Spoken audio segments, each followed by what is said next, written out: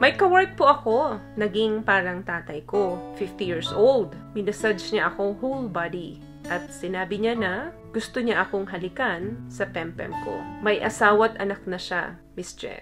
Maitim ba skin, underarm at singit mo? K-Skin ang bahala sa'yo. Premium ang ingredients, paraben-free and sulfate-free, and FDA-approved, kaya safe for everyone. With K-Skin, ibalik ang alindog mo. Huwag nang magpahuli.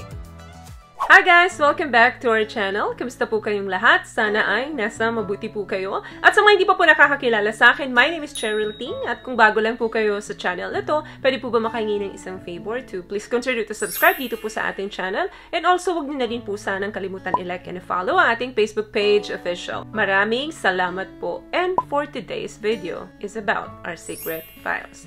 And here is the story. Hi Miss Che! Good morning po. You can call me L na lang po. I am 27 years old and BSB or no boyfriend since birth. Medyo naging pihikan at conservative po kasi ako talaga noon. Nasa situation po na gusto ko nang umalis at naguguluhan. May kawork po ako, naging parang tatay ko, 50 years old. 4 years na po ako sa work at netong taon po, nagkasakit po ako at nag-offer siya ng massage. Since naging therapist naman po siya, so una, okay naman po. Sabi niya, ayun lang kasi ang kaya niyang gawin sa akin sa lahat ng health ko. Kasi ako ang laging takbuhan sa work. Minsan, tumatanggi po ako sa massage niya. Kasi feeling ko, nahahawakan niya yung breast ko. Pero lagi naman niya sa akin sinasabi na walang mali siya. Pero di kasi ako komportable. Dumating sa point na pati breast ko, minamassage na. At nung una, naiilang ako. Kasi lagi siyang may assurance na okay lang daw yon. At nagtiwala ako kasi leader din siya sa church at para yun sa health ko. Tapos nag-stop na ako talaga. Sinabi ko na hindi ko gusto. Pero lagi siyang nagkikwento na parang anak na daw ang turing niya sa akin. Kaya sana wag ganun ang isipin ko sa kanya. After ko magpa-stop, magpa-massage, sabi niya kahit sa daliri na lang sa paa. Dahil may mga points daw doon na kailangan i-massage. At pumayag naman ako kasi sa paa lang naman. Pero nagpaalam siya na unti-unti sa kamay at sa likod, sa hita. Sabi niya, kailangan at concern siya. So ako naman, para di niya isipin na baka minamasama ko ang ginagawa niya, nag-oo na lang ako. At inalis ko sa isipan ko na wala talagang mali siya or masamang isip. Last 2 months, Miss Che, minasage niya ako whole body. Gabi na at sinabi niya na gusto niya akong halikan sa pempem ko. Pumayag ako at nadala ako ng sitwasyon. May asawa't anak na siya, Miss Che. After noon, di ko na siya kinausap. Pero hindi siya tumigil kasi humihingi siya ng sorry. Magpapakamatay siya sa harap ko. Kinuha ang gunting at gustong magpakamatay kasi ayaw daw niya na hindi kami okay. Nashock talaga ako ng mga ilang araw.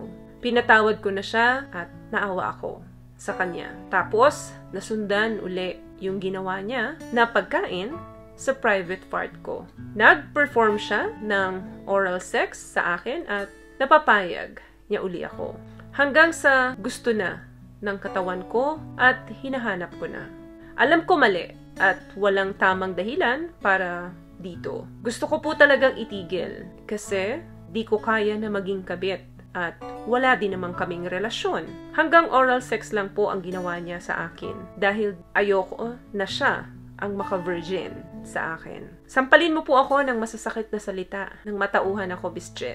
Please, wala akong mahingian ng payo dahil nakakahiya ako at nakakadiri. Sana mapansin mo po itong message na ito. Salamat po. Okay, i-priority ko ang message mong ito dahil nararamdaman ko urgent. gusto kitang isalba dito sa bagong yugto na nangyayari sa buhay mo. Pero kung ano man ang mabasa mo sa comment section na hindi maganda, huwag mo na lang pansinin. Dahil may mga tao talagang mahuhusgahan ka. What I love about this product, itong No More Dark Secret ng K-Skin, bukod sa may advanced whitening na siya na kung saan pwede niyang matulungan na pumuti yung mga singit-singit mo, moisturizing, meron siyang anti-irritation, antibacterial, maintain healthy pH level. Hindi lang pambabae, meron din po tayong pang lalaki. Okay, ang nararamdaman mo ngayon ay libog ng katawan. Ito yung pakiramdam sa loob ng katawan mo na matagal mo nang itinago, na matagal mo nang pinigilan dahil alam mong importante ito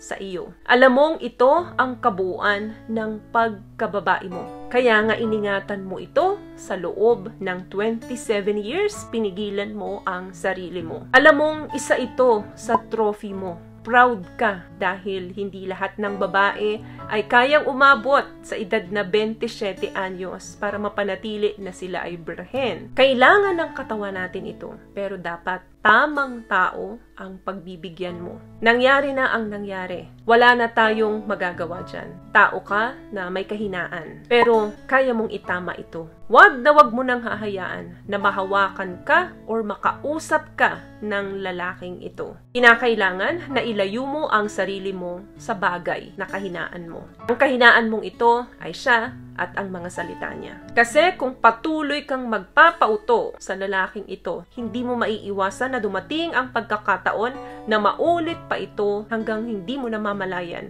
na ibibigay mo na ang sarili mo at darating yung time na pwedeng magkarelasyon ka na dito. Nakikita mo ba kung ano yung pwedeng mangyari kapag tuluyan kang napasok sa taong ito? Huwag na huwag mong hayaan na dumian mo yung sarili mo. Sa mga nangyayari sa buhay natin, palagi natin pinipili yan. Lagi natin choice yan. Pero hindi lahat ng pinipili natin ay tama. Hindi lahat ng gusto nating maranasan ay pwede. Minsan, hanggang sa isip na lang natin yan. Huwag na nating gawin pa sa sarili natin. Huwag mong hayaan na sirain ng tuluyan yung bagay na pinakaingat-ingatan mo. Alam mo nang may pagnanasa ang lalaking ito sa'yo, pero lumalapit ka pa. Alam mo nang tinitake advantage ka, pero lumalapit ka pa. At hinahayaan mo pa siya na hawakan ka. Yan yung temptation. Hindi dapat tayo lumalapit sa temptation. May relasyon ka sa sarili mo na protektahan ito. May relasyon ka sa sarili mo na pangalagaan ang katawan mo. May relasyon ka sa sarili mo na gawing malinis ito.